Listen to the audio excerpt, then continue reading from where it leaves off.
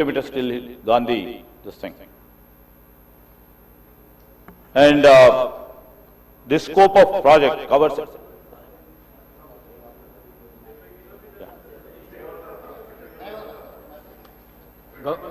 గౌరవ ముఖ్యమంత్రి గారు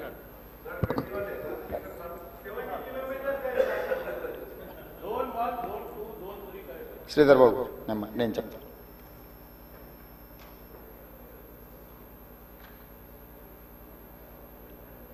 చాలామంది సభ్యులు మూసీ నది పునరుద్ధరణకు సంబంధించి ప్రశ్నలు అడగడం, సూచనలు చేయడం, ప్రభుత్వం వైపు నుంచి వివరణ కోరడం జరిగింది. మా సహచార మంత్రివర్గ సభ్యులు వీలైనంత మేరకు వాటికి సంబంధించిన సమాచారాన్ని అందించే ప్రయత్నం చేసిండ్రు. శ్రీధర్ బాబు గారు అందించిన సమాచారానికి అదనంగా కొంత ఇలాంటి శాఖ నేనే ప్రత్యక్షంగా నిర్వహిస్తున్నా.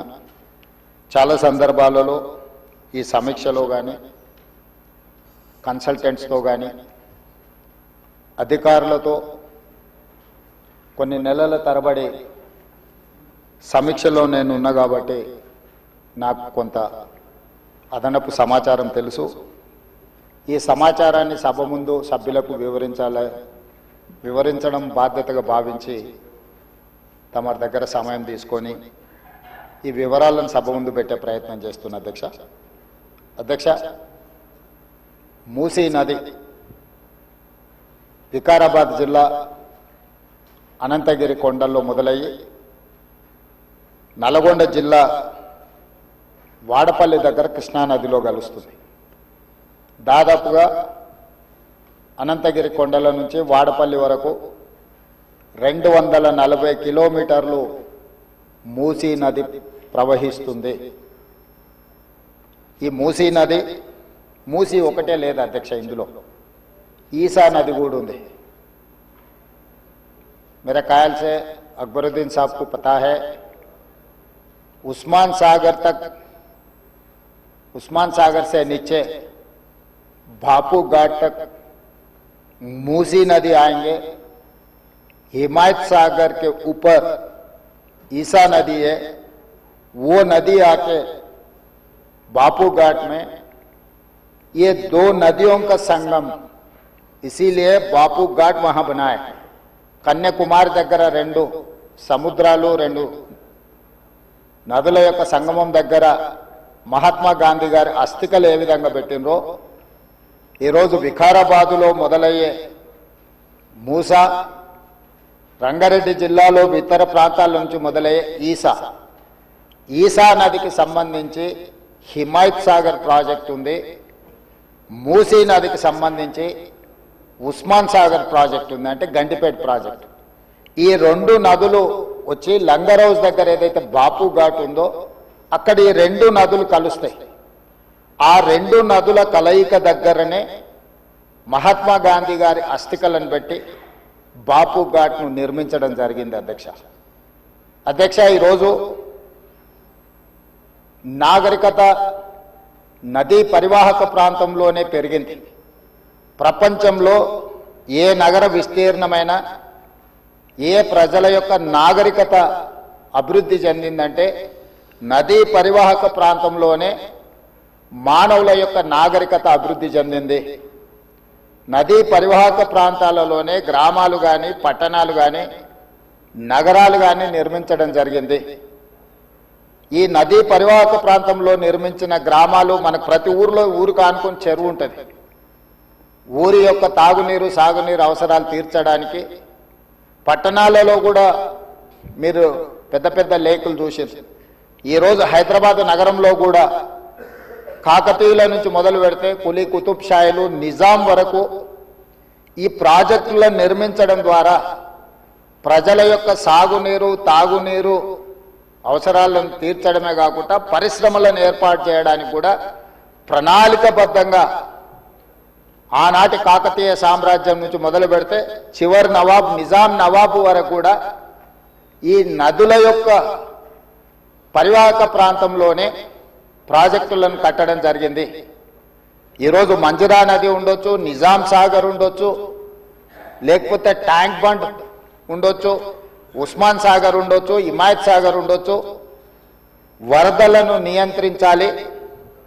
1908లో ఈ నగరం మీద వరద తుఫాను ఉప్పెనై వేలాది మందిని బలిగొన్నప్పుడు నిజాం సర్కార్, నిజాం ప్రభు మనసు చెల్లించి ఈ సమస్యకు శాశ్వత పరిష్కారం చూపించాలి అని చెప్పి ప్రపంచ స్థాయిలో ఆ రోజుల్లోనే టెండర్లు పిలిచి సాంకేతిక నిపుణులను నియమించి మోక్షగుండం విశ్వేశ్వరయ్య ద్వారా శాశ్వతంగా ఈ నగరానికి వరద ముప్పు నుంచి రక్షించడమే కాకుండా తాగునీటి సమస్యను పరిష్కరించడానికి 1908లో నిజాం సర్కార్ ఈ కార్యక్రమాన్ని, ఈ ప్రాజెక్టును చేపట్టడం జరిగింది.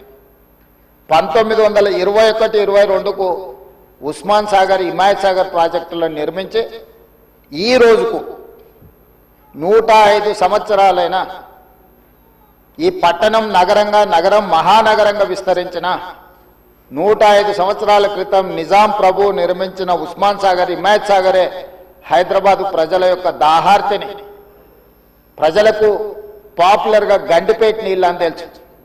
హైదరాబాద్కి ఎవరైనా వచ్చి కొంచెం హుషారైతే గండిపేట నీళ్లు అడ్డట్టున్నాయని అంటుంటారు మనోళ్ళు పెద్దలు. అంటే గండిపేట నీళ్లలో, వికారాబాద్ నుంచి వచ్చే నీళ్ళల్లో ఒక గొప్ప మహత్వం ఉంది.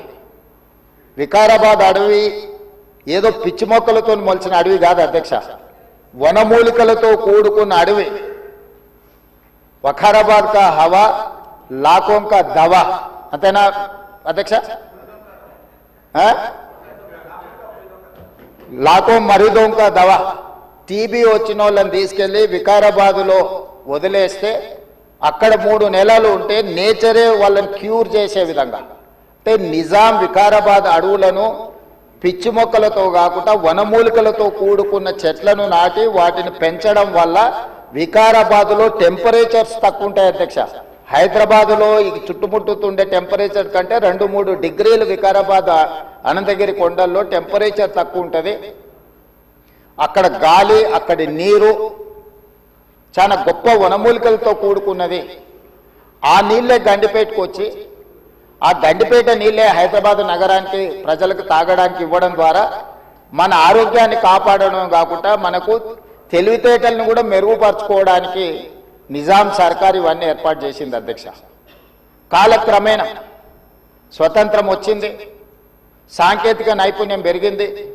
సాంకేతిక నైపుణ్యంతో నగరాలు అభివృద్ధి చెంది జలవనరులను కాపాడుకోవాల్సిన మనము ఆ దిశగా ప్రయాణం చేయలే అధ్యక్ష.